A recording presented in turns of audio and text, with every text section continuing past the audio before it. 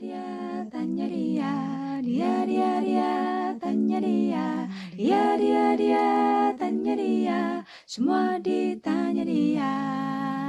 Yuk, tanya dia. Tanya siapa?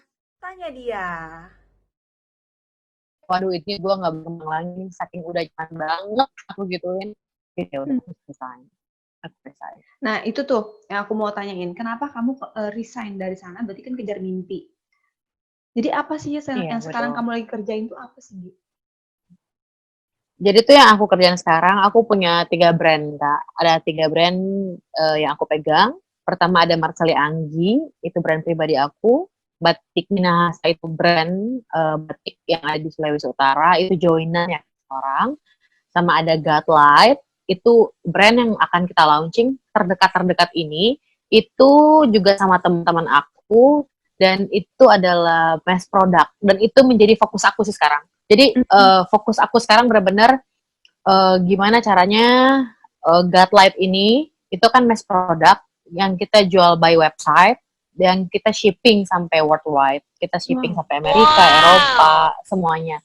Dan semuanya sedang kita atur gitu Kak, karena sirkulasi warehouse-nya, pengirimannya. Nah, itu benar-benar energi ya. Terus sizing-nya yang bisa dipakai Amerika. Dan kita tuh provide size dari medium Asia sampai big and tall bisa pakai. Jadi kita punya size range yang besar, dari yang emang mungkin orang bisa dibilang normal size sampai orang bisa bilang kayak size yang big and tall ya, big size. Karena kan sebenarnya emang kalau brand lokal sendiri di Indonesia kurang dihargain ya nggak sih? Ngerasa nggak sih? Iya, benar. Kalau kita keluar, Kakak bayangin orang ya, lebih... ini hari Sabtu kan? Ya. Ini hari Sabtu kan, tiba-tiba ada paket. Paketnya apa teman-teman? Kain. Kain Kak, buat aku ACC mau pakai yang mana? Kebayang nggak hari Sabtu gue? Terus kamu waktu ya? pacarannya kapan? Tuh, lihat nih. Hangoutnya kapan? Baru masuk. Aduh, baru dulu ya. Jadi tuh aku bersyukurnya aku kalau pacaran atau quality time sama maksudnya hidup aku gitu. Untuk aku bersyukur gitu aku punya pasangan yang mengerti tentang kesibukan kamu ritme gitu ya? Aku sendiri.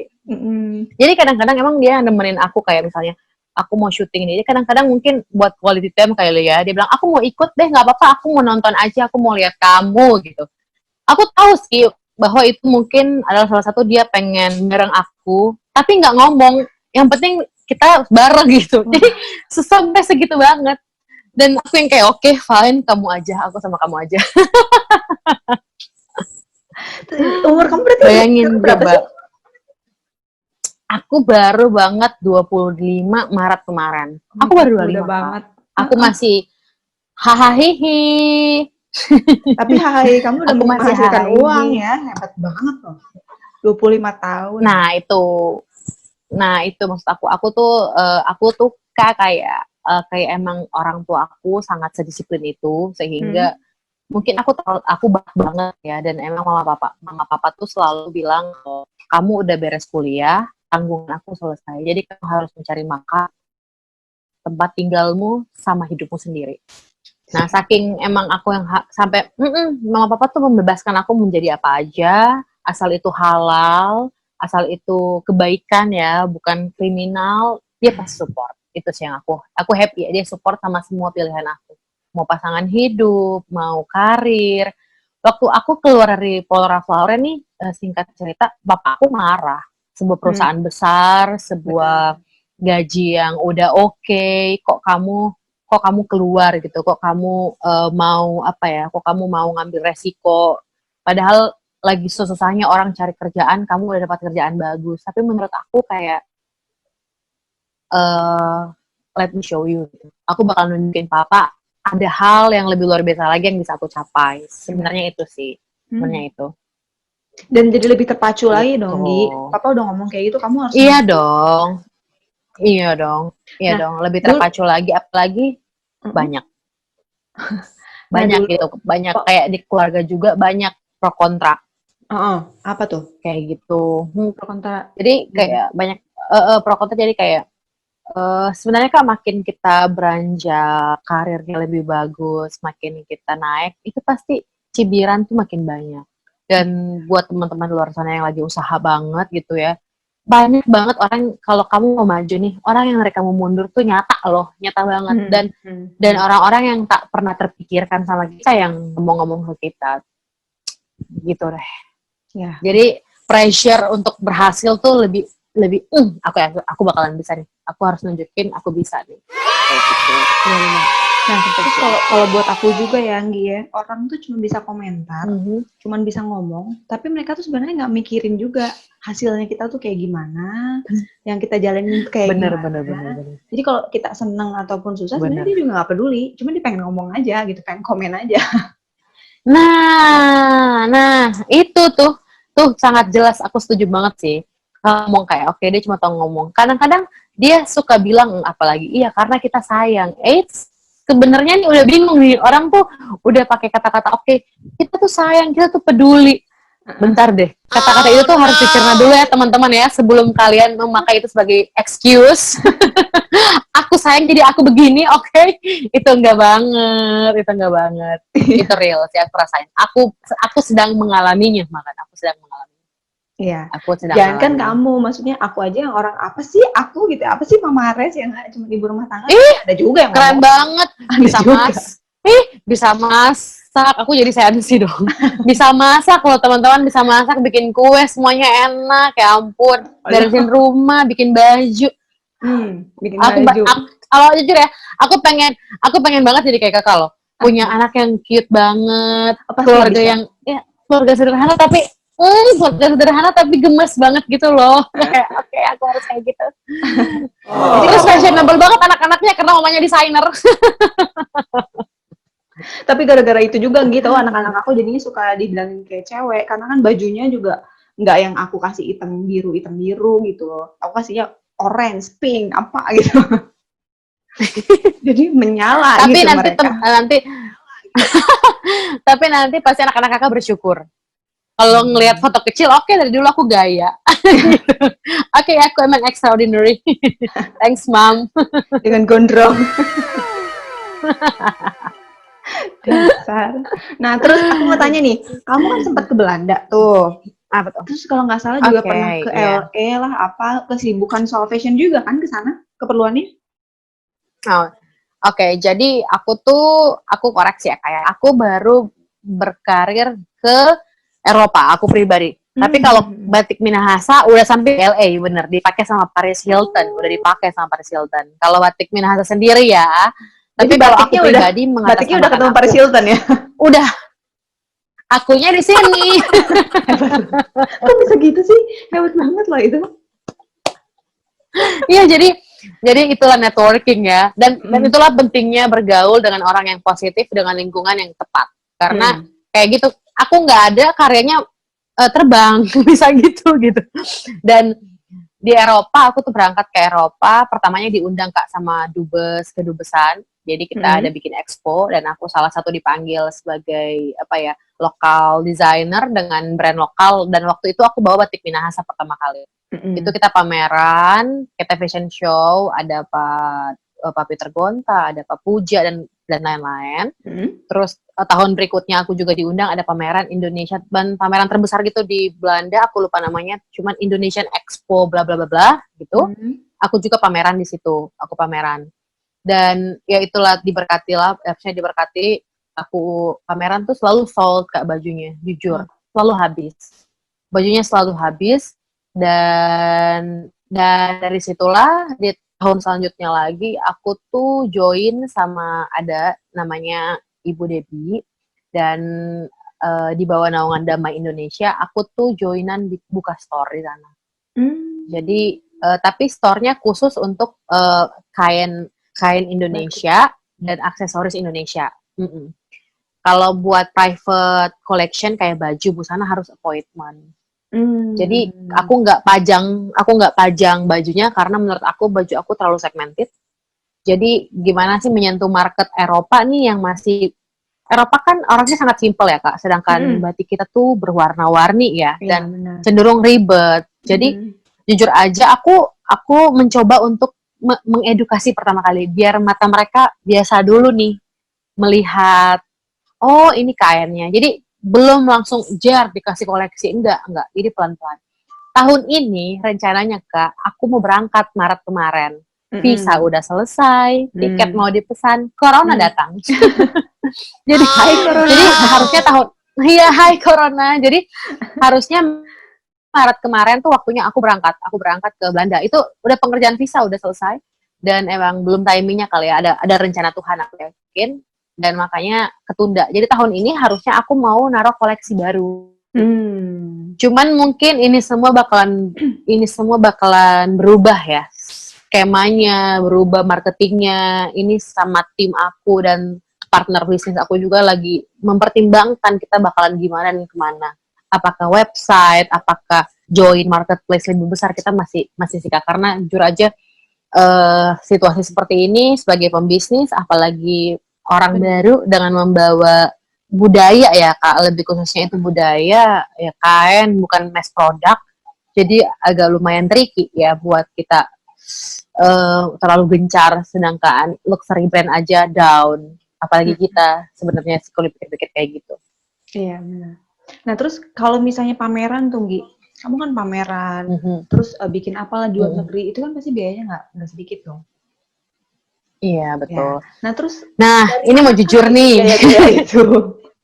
Iya dong, karena kan untuk desainer-desainer pemula mereka harus tahu dong. Kita pengen pameran nih tapi kepentok duit misal. Gimana sih? Iya dong. Tiket aja udah sekian gitu kan. Tiketnya udah sekian. Nah, sekian dan terima kasih, kita pulang. Nggak jadi. Nggak jadi.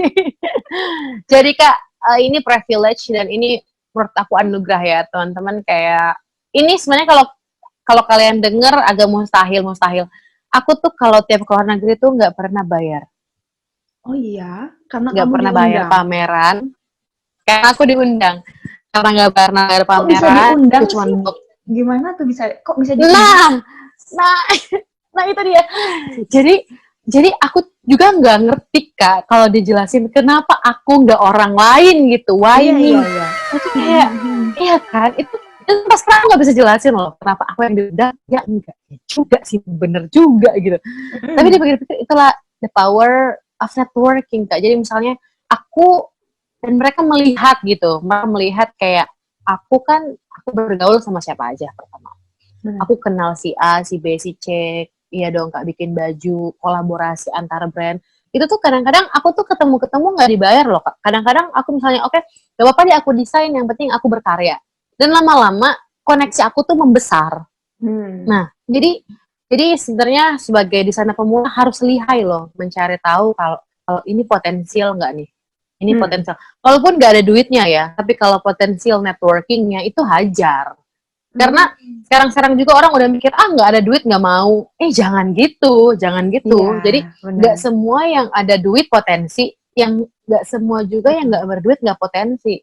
Awal aku berkarir, aku ketemu A sama B itu, aku nggak ada duit. Maksudnya itu tidak ada duit yang sampai aku bisa beli ini itu ya, nggak ada malah.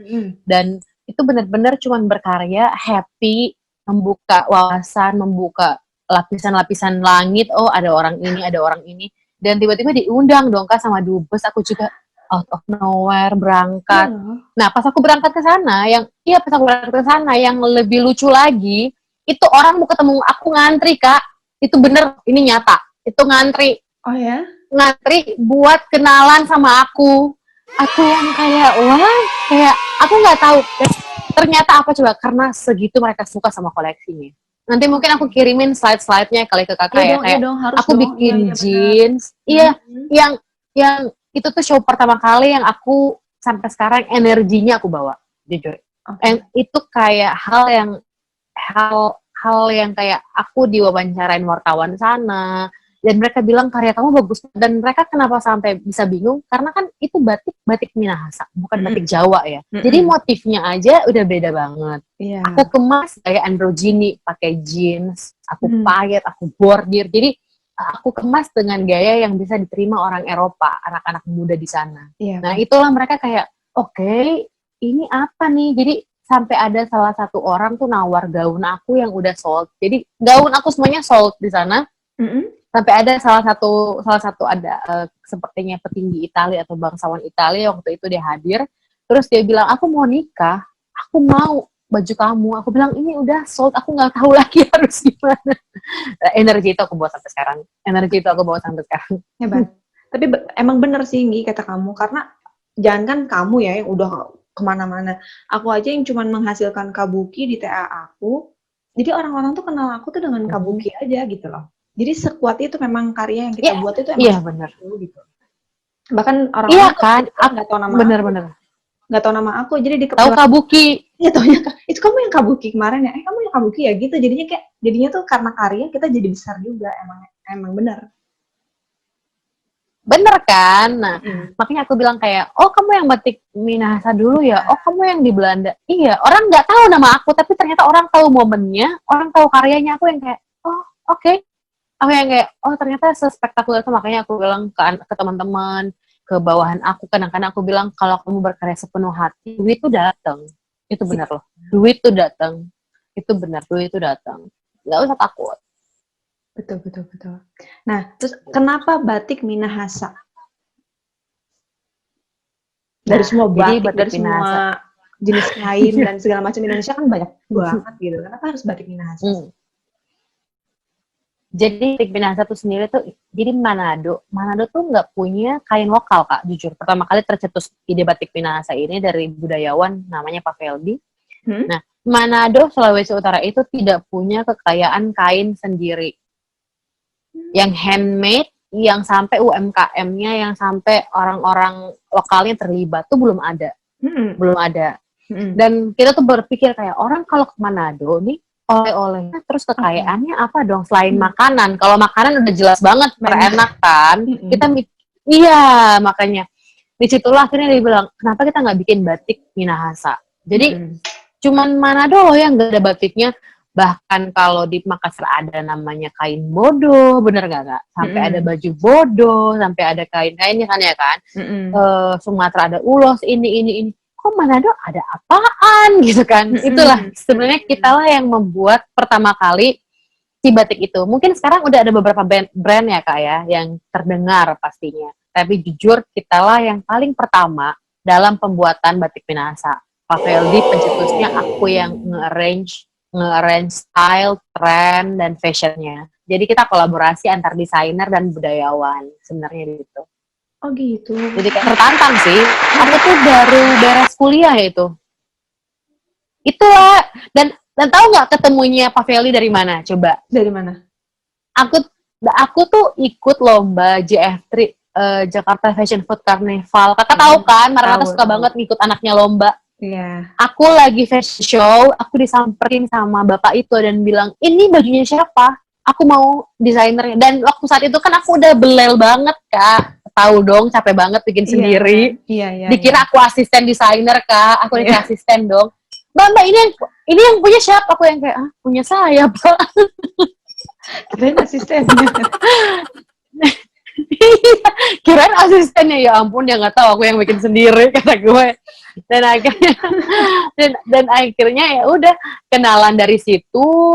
Dan dari saat kenalan itu ada selisih 3 tahun baru batik Minahasa keluar ya idenya. Maksud aku itulah apa ya, hubungan relasi yang baik. Maksud aku nggak ketemu langsung keluar dong kayak oke, kita bikin ini, enggak. Jadi berteman biasa, terus kayak oke, kenal aja, oh lagi ada ini 3 tahun setelah kita tuker kartu nama itu ya baru deh batik Minahasa tuh keluar. Lucu sih, jadi makanya aktif aja berkarya, ikut lomba semuanya, siapa tahu kan di sana ada aja yang ketemu.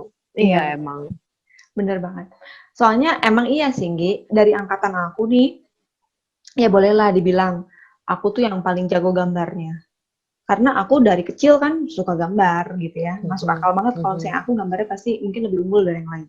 Tapi teman-teman aku yang kayak kamu juga, itu banyak yang tiba-tiba masuk fashion cuma buat happy-happy ya doang. Cuma buat kuliah yang seru-seru, lucu-lucuan gitu kan. Karena mereka senang fashion gitu. Tapi mereka sama sekali nggak ngerti gitu. Jadi pas masuk kuliah itu sebenarnya mereka tuh jauh di bawah aku lah, katakan gitu ya. jauh di bawah aku yang apa-apa tuh Hmm. harus nanya dulu, apa dulu, sementara aku udah langsung jalan-jalan aja ngalir Iya. aja. Tapi setelah aku lulus yang itu teman-teman aku yang tadinya kayak kamu yang nggak ngerti apa-apa, nggak tahu apa, sekarang udah pada punya butik, udah jadi desainer bridal yang lumayan juga namanya, ya masih meniti lah, semua juga kan masih pada muda. Dan semuanya tuh udah pada punya penghasilan besar dari itu gitu. Jadi sebenarnya bakat itu nggak menjamin seseorang tuh bisa jadi besar Iya. gitu. Tetap aja harus Iya pakai sih, kerja tekuni keras. sih ya. Harus ditekuni emang. Jadi aku juga mikir kayak, kan aku sampai sekarang masih belajar gambar loh Kak. Masih bener-bener belajar Iya. gambar, technical drawing. Masih aku asah lagi gitu. Karena aku kan anaknya bosenan ya. Kalau Kakak, aku yakin Kakak sabar banget. Menggambar tuh butuh kesabaran tingkat dewa, aku yakin. Iya, Sehalus itu, sepelan-pelan itu. Iya kan? Jadi sampai sekarang, nah dan itulah salah satunya kayak, aku tahu itu lemah aku gitu. Aku nggak sepintar itu menggambar dan secepat itu bikin technical. Ya udah, aku bayar orang. Why not? Aku ngambil junior buat aku pekerjakan, ya udah kamu job desk-nya ini, sisanya aku. Nah, jadi kadang-kadang aku pikir itulah emang kayak life ya kayak emang ada yang pro di satu, ada yang nggak bisa di satu, dan itulah kenapa kita kerja sama. Ya bener nggak? Kenapa kita butuh satu sama yang lain?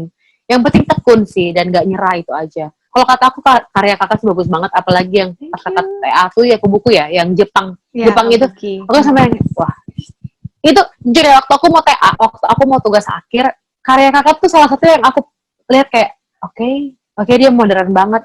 Makanya kenapa keluarlah Gorga yang aku ya Kak. Kenapa ada koleksi yang Gorga, dan kata dosen, karya aku karya yang universal juga, mirip punya Kakak.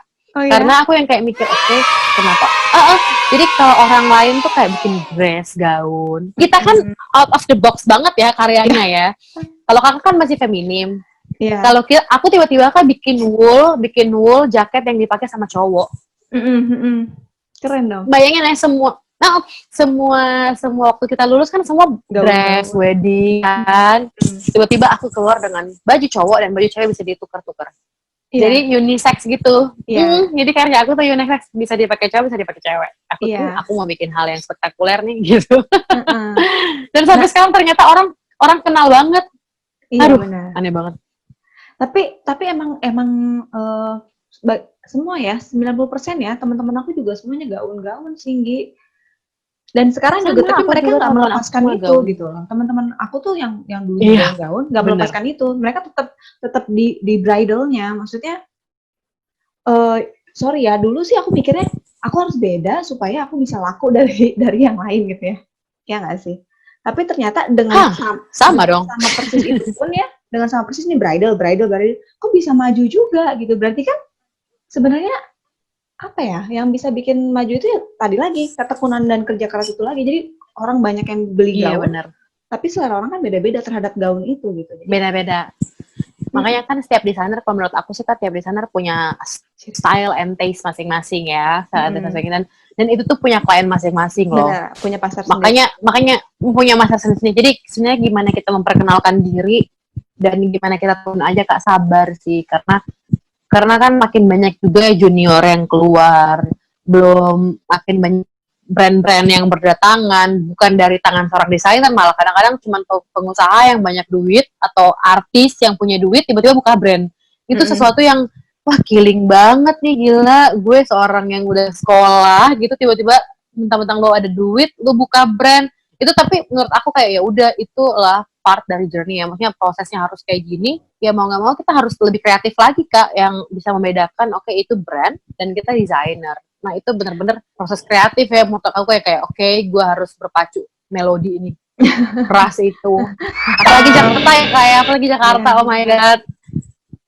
Tapi kalau misalnya aku tuh idealis Jakarta sendiri, jeleknya aku idealis banget. Jadi aku tuh nggak bisa kerja di orang. Kalau kerja di orang tuh kayaknya aku semuanya ngajakin berantem doang gitu sama yang ownernya. Jadi punya keinginan yang itulah, egoisnya. Jadi pokoknya gue harus jadi setter banget gitu. Nggak mau kayak ngikutin pasar tuh, nggak mau gitu. Makanya nggak laku-laku. Gimana dong Gi? Nah itu gimana sih Gi caranya supaya kita tuh bisa bikin idealis kita sendiri tapi bisa laku di pasaran. Kayak kamu lakuin di Eropa tadi kan? Iya, sebenarnya jadinya sebenarnya gini Kak. Makanya kalau kata orang kalau kata aku kita harus melebur. Pertama melebur. Emang aku idealisnya tinggi banget. Semua orang tahu idealis aku. Nah, jadi yang aku lakuin di brand adalah ketika ini idealis aku harus A, tapi market tuh B. Jadi aku cari jalan tengah sih Kak. Aku cari jalan tengah. Oke. Jadi aku nggak melihat marketnya, aku melihat tren globalnya. Aku nggak melihat orangnya nih Kak, tapi aku melihat tren global, karena tren global itu ialah apa ya? Ialah psikolog si apa kan orang-orang kan people-nya. Jadi kadang-kadang tren itu sendiri terbagi-bagi dong Kak, bener. Jadi tren itu kan pasti hype. Tren itu sesuatu yang hype dan lagi hits gitu di era itu.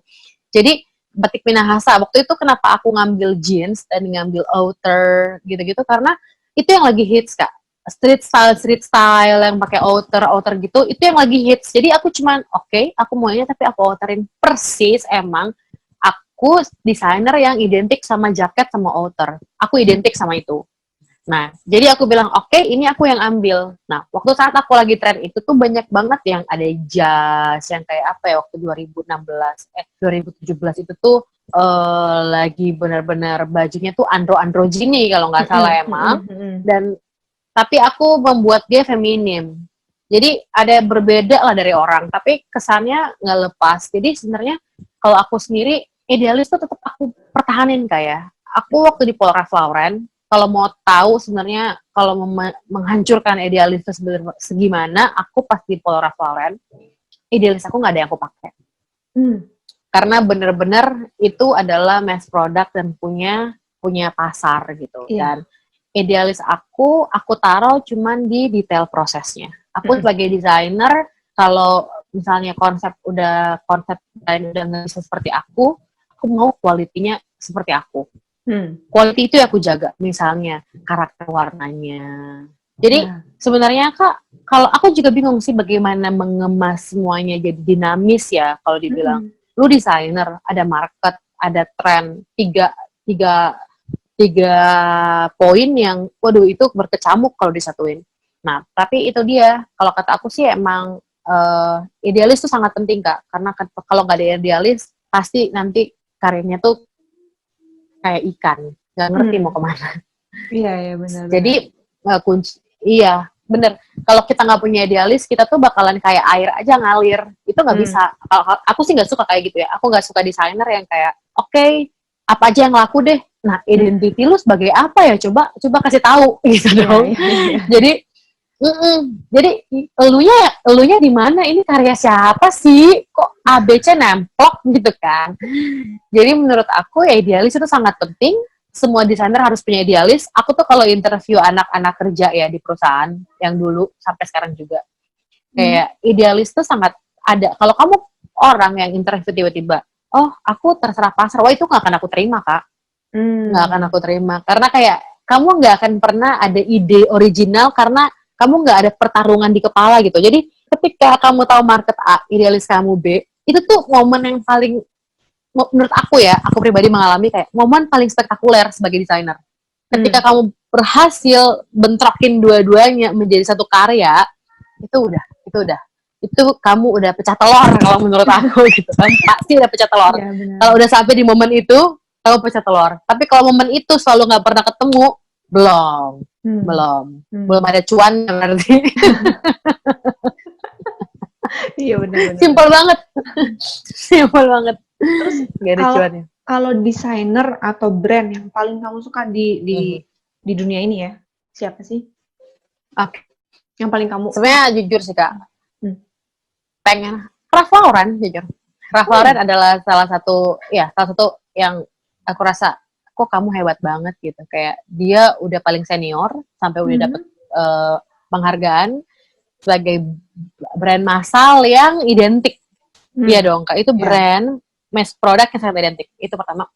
Kedua, aku sangat suka Chanel sih. Pribadi wanita tangguhnya aku sangat suka. Aku ya. Pribadi wanita tangguhnya dengan di zaman dahulu yang sangat keterbatasan dan bukan dari orang kaya, dia bisa membuat seluruh dunia ini untuk mendukung dia gitu. Iya dong. Terus Terus aku suka banget sama Nathan Couture. Mungkin gak banyak yang tahu Nathan Aku nggak Couture tahu itu loh siapa. Nathan Couture. Ya kan? Nathan Couture itu dia salah satu desainer. Udah sangat luar biasa menurut aku. Tapi mungkin dia tidak seperti Burberry, tidak seperti yang udah benar-benar LVMH menguasai gitu kan. Dia masih independen, masih punya dia sendiri. Kalau setahu aku ya Kak, Nathan Couture, Kakak nanti aku share Kakak di Instagram gitu. Dan dia itu adalah brand yang dipakai selalu sama Ratu Maxima, Ratu Belanda. Dan baju-baju dia tuh udah masuk di bazar Netherlands semuanya. Dan sangat simple tapi sebagai desainer kalau bakalan lihat kayak waduh ini bikinnya gimana nih jahitnya gitu kayak serapi itu dan itu benar-benar Kak benar-benar daily wear kayak cuman trouser sama blouse. Tapi kayak kakak udah pasti ngerasa kayak ini yang bikin udah pasti wow, aku pengen banget kayak dia sih Kak. Dia tuh mendandani semua bangsawan lebih tepatnya. Jadi seorang desainer dengan udah bagus banget butiknya di Brussels. Bagus banget butiknya di Brussels. Aku pengen kalau mau jadi kayak siapa di dunia ini aku mau jadi kayak dia. Jujur, aku mau jadi kayak dia. Aku mau jadi kayak dia. Aku nggak pengen mungkin kalau Tuhan berkenan ya. Misalnya aku nggak terlalu pengen spektakuler. Oh, aku harus kayak Gucci gitu enggak. Aku mau jadi kayak dia. Kayak dia selalu berinteraksi sama orang-orang yang ngatur dunia Kak, bayangin kerajaan antar kerajaan gitu. Jadi kayak aku ngerasa kayak wah keren ya bisa benar-benar intim sama klien. Itu yang aku suka sih karena aku anaknya senang banget ngobrol, senang banget ketemu orang baru. Jadi iya, jadi balik lagi fashion tuh kan emang hahaha emang.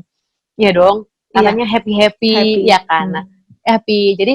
Jadi kalau aku kadang-kadang klien aku dari pemerintahan, aku sangat enjoy sama itu malah. Sangat tiba-tiba harus ke rumahnya ngukur nganter bajunya.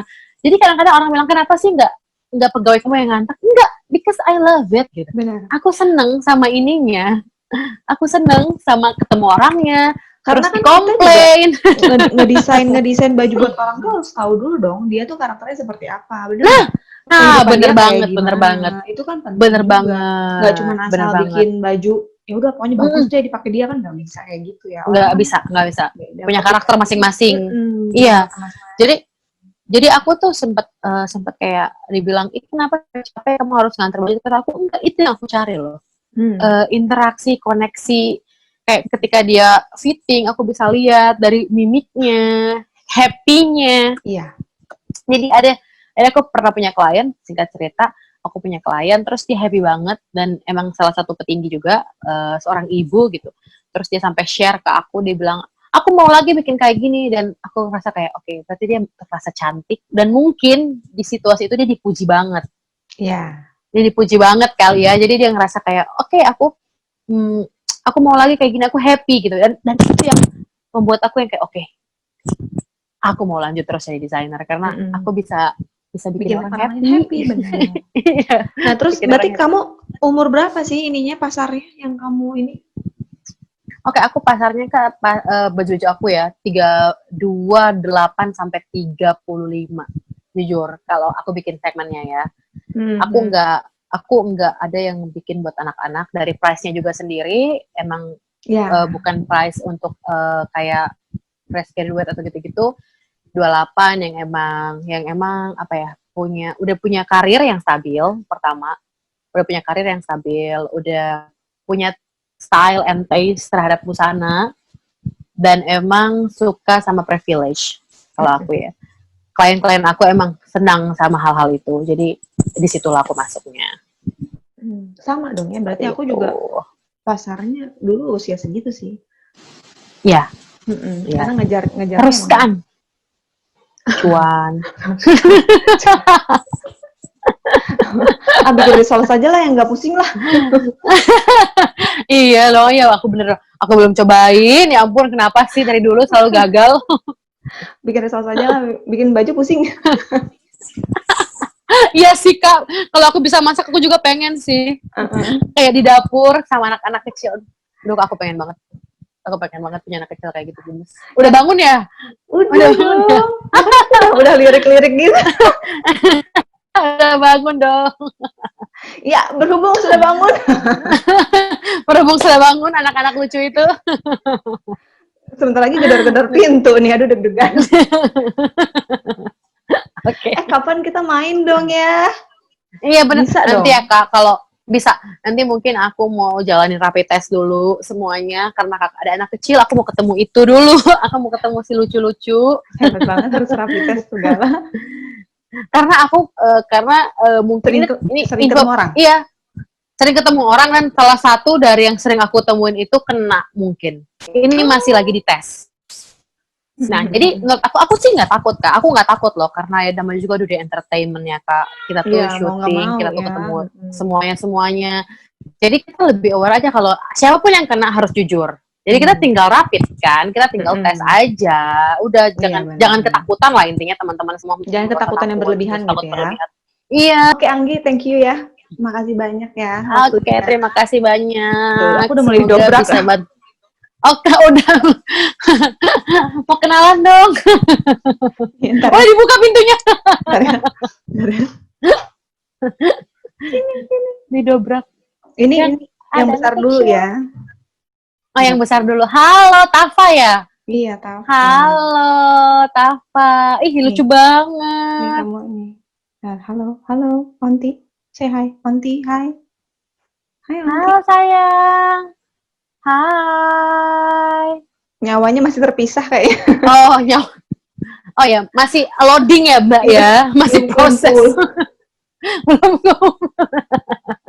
Boleh loh. Kamu kalau butuh wadah anak kecil boleh. Oh iya benar. Oh iya, tunggu ya. Tunggu deh. Lagi gemes-gemesnya malah atau butuh model mamanya. Ibunya. Ibu anak. Model ibu anak ya. Ini satu lagi kan recok lagi. Satu lagi ya. Oksa, mana Oksa?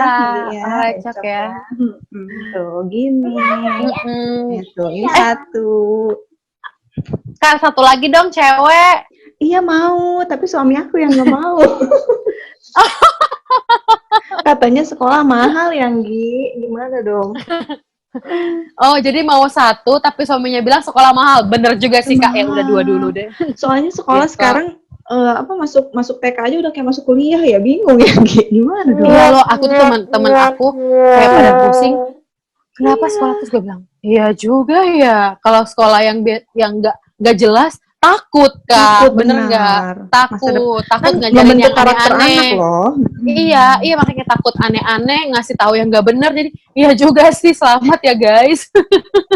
Udah ada yang nikah teman angkatan kamu tuh udah ada yang nikah belum? Oke, udah bagus sekali tuh nyanyiannya. Siapa itu yang nyanyi? Joksa.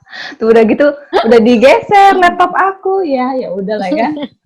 Ya udah, thank you banget ya Nggi. Oke ya, nanti kita jumpa ya. Sukses selalu ya. Thank you, bye. Oke, sukses juga ya. Bye, darling. Bye. Ih, lucu banget. Dah. Thank you ya Nggi. Bye. Iya, dah.